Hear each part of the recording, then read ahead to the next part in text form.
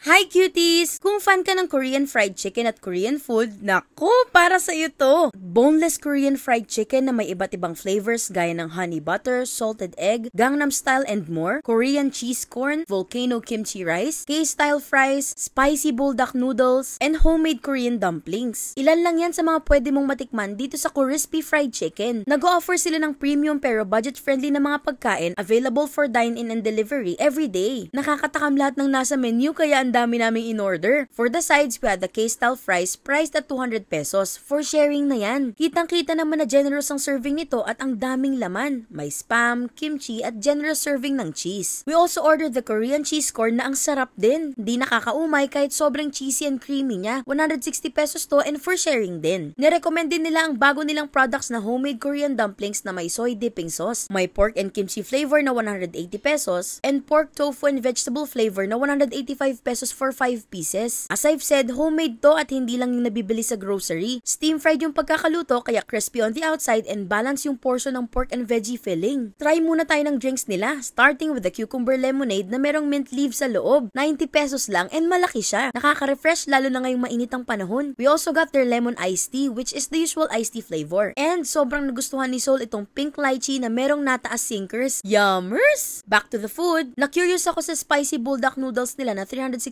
pesos per order. Nope, hindi ito yung nabibiling buldak instant noodles na pwede mo namang lutuin sa bahay. They cook udon noodles and mix it with their very own buldak sauce na ginawa mismo ng owner. And grabe, sobrang sarap. Just the right amount of spice. Hindi tinipid yung spam and may fried egg na din. Pero yung sauce talaga yung nagdala. Yummers! Spicy and yet creamy siya. As a kanin girl, of course, di mawawala ang rice. Ang astig ng presentation nila dito sa volcano kimchi rice. 290 pesos for a generous serving ng kimchi rice na may egg on the side and oozing melted cheese. Dito palang mabubusog ka na. Again, hindi tinipid sa sahog at ibang level ang creativity. Now for the main event, ang kanilang boneless Korean fried chicken that comes with Asian coleslaw. Boneless Thai chicken ang gamit nila dito kaya naman alam mong masarap talaga. And habang pinaprepare nila, natatakam na ako kasi hindi lang to basta powdered flavor. May sauce talaga. We ordered crispy combo na 14 pieces chicken, 2 flavors na. Pinili namin yung honey butter and Gangnam style. Start tayo sa favorite ko na honey butter. Perfect yung balance ng sweet at savory flavor. Ayos din yung pagka-fry sa kanya. Satisfying yung crunch bawat kagat. Crispy talaga. Next, Gangnam style. Nasa level 1 lang yung spice nito. Coated with a thick, sweet and spicy sauce ang bawat chicken and ayos yung blending ng flavors. And sakto nga lang yung anghang niya. Lastly, we ordered 14 pieces ng salted egg fried chicken. Ang rich ng sauce nito at velvety. On the salty side syempre, pero yung addition ng chilies and curry leaves add subtle heat at aromatic kick sa lasa. Actually, ang dami pang ibang flavors like soy garlic, snow white, parmesan garlic, and mga spicy ones like Korean buffalo and buldak. Next time, pagbalik, tatry natin yan. Pero out of the 3 na natikman ko, iba pa din talaga yung honey butter. Babalik-balikan talaga. Overall, it was a great experience. Sayang wala pa silang branch na malapit sa Tagaytay. Luckily, I got to meet the owner when we visited and siya mismo ang chef at hands-on sa orders. Shinare niya na pandemic-born pala itong business nila and now 3 years na. If malapit kayo or within Taguig, try nyo tong hidden gem na to. Crispy Fried Chicken located sa 2nd floor ng Espacio Hotel, Bayani Road, Taguig. Or better yet, pa-deliver kayo via Foodpanda or GrabFood kung craving kayo ng Korean fried chicken. Let's support local businesses like this. For more recos, make sure to like and follow. Thanks for watching, cutie. Bye!